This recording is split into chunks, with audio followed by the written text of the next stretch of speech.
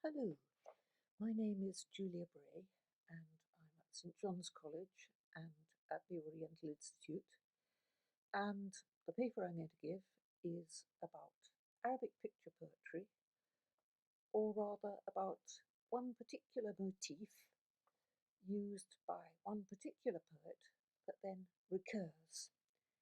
And in order to contextualize this particular motif and Arabic picture poetry generally, what I'm going to do in this video is show you some things which it would be very difficult for me to show you in the talk. We'll start off with a man called Giuliani, who in the last third of the 12th century came from the south of Spain, Islamic Spain, to Egypt, to the court of Saladin, who at that time was the rising power in the land, and therefore had people flocking around him trying to attract his attention. Giuliani was, among other things, a poet, so he thought the best way to attract Saladin's attention would be to write praise poetry for him, but there were plenty of people doing this already, so he decided to do it in a different way. He decided to write poetry that consisted of pictures, but not just of pictures in which the texts of the poem would weave in and out of the picture and be somehow derived from the picture.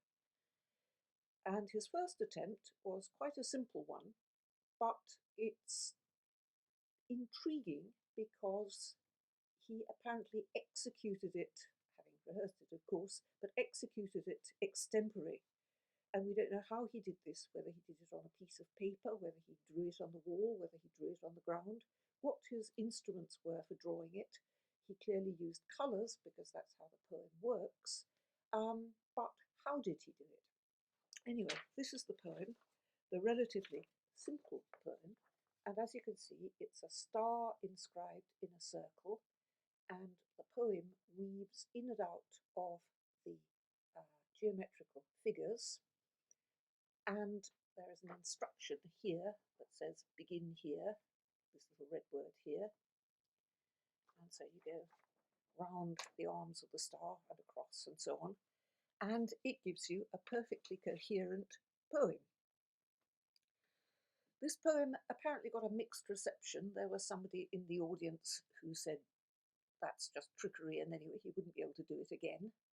So in order to prove that he could do it again, and much better, Giuliani took to writing immensely complex poems of this kind, and they were both more complex as sequences of images, not single images this time, but sequences of images, and as generative poetry. As you weave your way in and out of the images, you generate new poems, and this calls for enormous technical skill, both as a poet and as a draftsman. So here is an example of what he did. He did them in scrolls. They haven't survived as scrolls, they've survived as codices, but it's easy to see that they would only work as scrolls. The images have to join up, flow into each other, and then they go up and down and across and back again. So here is a scroll, one of his really long offerings.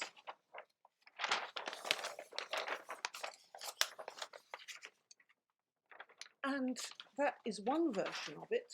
There's a rather nicer manuscript in which it appears more distinctly and which has the advantage of carrying instructions on exactly how to read it.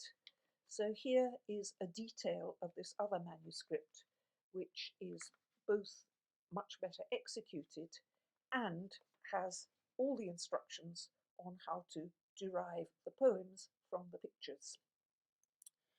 And the particular figure that I'm going to concentrate on in this talk is this tree figure. So I won't say any more about it now. That's going to be the subject of my talk, and I look forward to telling you all about it.